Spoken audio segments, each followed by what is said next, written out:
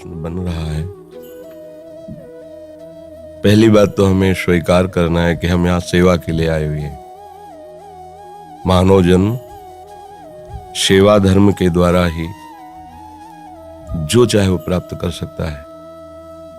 शुरुआत से हमारे प्रारंभ से हमारा एक परिवार है, हमारा एक गांव है, हमारा एक प्रदेश है, फिर हमारा देश है, फिर विश्व है।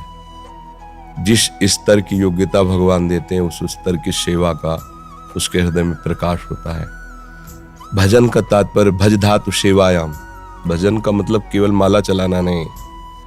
यदि अपने देश की रक्षा में है और कहीं शत्रु पर विजय प्राप्त कर रहा है तो उसे प्रणाम है, उसे नमस्कार है, वो भगवान की सेवा है। आप एक विद्यार्थी हैं, विद्या अध्ययन करके हम देश सेवा के किसी पद पर किसी अधिकार पर पहुंचे। परिवार की सेवा, ग्राम की सेवा, प्रदेश की सेवा, देश की सेवा, ये भगवान का भजन है। बस ये ध्यान रखना है हम सेवा किसके लिए कर रहे हैं। इसमें चूक हो जाती है, ना अभिमान आ जाता है और जीव का पतन हो जाता है। अगर ये ध्यान रखे कि सर्वलोक महेश्वर भगवान की सेवा हमारी है, हम जिस पद पर जिस मार्ग में हैं उस मार्ग में हम कहीं भी त्रुटि और अधर्म नहीं करेंगे, इसी से भगवान प्रसन्न हो जाएंगे। यदि आप एक विद्यार्थी हो तो आप भगवान की सेवा के निमित्त जन्म लिए हो, ये ध्यान रखना। बस ये यहाँ चूक हो जाती है। अब जो आपके अंदर विद्या का प्रकाश हो, जो आपके अंदर बल का प्रकाश हो, ये सब भगवान की सेवा पूरी सृष्टि है। जो आपको सेवा विधान किया जाए ईमानदारी से सेवा विधान करो, वो भजन बन जाएगा। पर स्मरण ये बना रहे कि किसकी सेवा कर रहे हैं। अगर ये स्मरण ना रहा तो अहंकार आ जाएगा। अहंकार आ गया तो जैसे हम बहुत सुंदर भोजन बनाया है और उसमें विष्ठा पड़ जाए तो फिर वो पाने योग्य नहीं रहता। ऐसे अगर अहंकार आ जाए कि मैंने किया तो व्यर्थ हो जाता है, वो भागवतिक नहीं रहता। इसी तरह हमें समाज सेवा करनी है। हम भी तो समाज सेवा कर रहे हैं। बाबा जी बन करके एकांत में भजन करने के बाद जो अनुभव हुआ समाज को दीजिए। ऐसे जाने नहीं देंगे भगवान। चलो करो, सेवा करो। सेवा धर्म सबसे महान है और सबको सेवा धर्म से ही भगवत प्राप्ति होती है। गुरु सेवा, इष्ट सेवा, समाज सेवा, माता पिता की सेवा, किसी की भी, किसी पशु पक्षी की भी सेवा भगवान की सेवा होती है। भज धातु सेवायाम। भजन का सीधा अर्थ है सेवा। हम भी भजन का सीधा अर्थ माला नहीं लेते। माला भी एक अंग है पर सर्वांग भजन सेवा है। समझ रहे हो आप? इसमें कोई संशय? आप जैसे कहते हैं निरंतर नाम चला, तो उसमें कंफ्यूजन होता है कि देखो, हमारा सबके लिए उपदेश है। जो निवृत्ति मार्ग का पथिक है, जिसने संसारिक कर्तव्य कर्मों को भगवान के चरणों में अर्पित करके लंगोटी लगा ली और भगवान के अब वो क्या नहीं करेगा। अगर वो निरंतर भजन नहीं करेगा तो क्या करेगा? फिर छल कपट करेगा, पाखंड करेगा, दंभ करेगा, नाटक करेगा, मरेगा, अपने धर्म से जाएगा, दूसरों को छल कपट में फंसाएगा। निरंतर तेरा कार्य है भजन कर।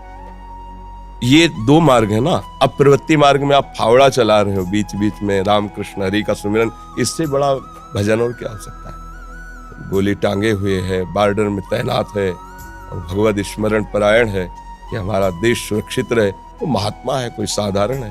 रात दिन जग कर प्राणों की आहुति देने के लिए तैयार है देश के लिए। प्रणाम। ये कोई साधारण बातें हैं? ये सेवा है, ये भी सेवा है। हाँ, जैसे संत महात्मा किसी को कहते नहीं, पर अपने भजन का जो फल है वो जगत को देते रहे। सर्वे भवन्तु सुखिनः, सर्वे सन्तु निरामया, सर्वे भद्राणि पश्यन्तु मा कश्चित् दुःख भाग् भवेत्। जैसे गृहस्थ का बुजुर्ग अपनी सारी संपत्ति अपने परिवार में बांट देता है, ऐसे जो वास्तविक भगवान का भक्त महात्मा है वो अपने सारे भजन को विश्व में बांट देता है। सबका मंगल हो, सबका। तो वो क्या होता है? वो विश्वात्मा भगवान की गोद में बैठ जाता है, क्योंकि इसका भी तो फल होगा। अपने भजन को दूसरों के सुख में लगा दिया तो इससे भगवान प्रसन्न होकर उसे अपने में मिला लिए, अपना निज जन बना लिए। तो अब उपदेश को समझना कि मेरे लिए क्या उपदेश है। हम विरक्तों को उपदेश देते, एक चींटी भी नहीं मारना है। हमें जूता मारे तो चुपचाप सह लेना है, लेकिन एक जो देश सेवा में रक्षा में लगा उसको थोड़ी कहेंगे। उसको कहेंगे कि अगर तुम्हारी नजर में आ रहा है कि ये गलत करेगा तो जो आपको आदेश सरकारी कानून के अनुसार वैसा बर्ताव कर दो। अलग अलग सेवा का सत्संग सुनने में भी विवेक की जरूरत है कि मेरे लिए क्या आदेश हो रहा है। हम तो सार्वजनिक फेंक रहे हैं, जो जिस मार्ग का पथिक है, जो जहां है उसको सबको प्राप्त हो और सब अपने अनुसार चले, तो उसको जानकारी कर ली मेरे लिए क्या आदेश है। विद्या अध्ययन करते हुए माता पिता को भगवान का भाव रखते हुए सेवन करो, और जितनी आप में बल बुद्धि है संसार के प्रत्येक प्राणी में वही बैठा हुआ है। इस भावना से सेवा को अच्छा हो जाएगा, मंगल हो जाएगा। पर इस सेवा धर्म में ये देखना है जहां जैसी आवश्यकता है वहां वैसे करना है। मान लो कोई दुराचारी है, नीच आचरण करने वाला कुछ ऐसा दिखाई दे रहा है, हमें बल बुद्धि है तो हम अपनी रक्षा की बात नहीं सोचेंगे। हम देख रहे हैं कि वो असमर्थ के साथ अपना बल प्रयोग कर रहा है, तो हम उसके बीच में आड़े तो भगवान हमारी रक्षा करेंगे। ये भगवान की पूजा हो जाएगी। हर बात देखनी, विरक्त वेश में है, वो हमें गाली दे मारे हमें सहना पड़ेगा। अलग अलग मार्ग का नियम है।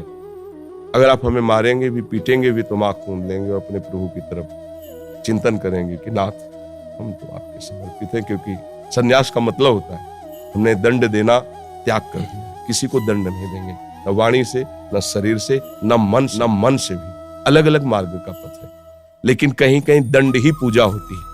अगर हम मौन हो गए तो दूसरा खड़ा हो जाएगा उसको दंड देने के लिए, पक्का। क्योंकि हम अगर अपने नियम से चल रहे हैं तो दूसरे के हृदय में वही नियम जाकर जागृत होगा, और जो हमें दंड दे रहा उसको दंड दे देगा, पक्का। पर अलग अलग का सिद्धांत है, इसलिए बहुत शास्त्र भरा पड़ा है। तो इसलिए गुरुजनों के पास बैठकर हर प्रश्न का उत्तर समझ लेना चाहिए। आपको समझ में आ गया?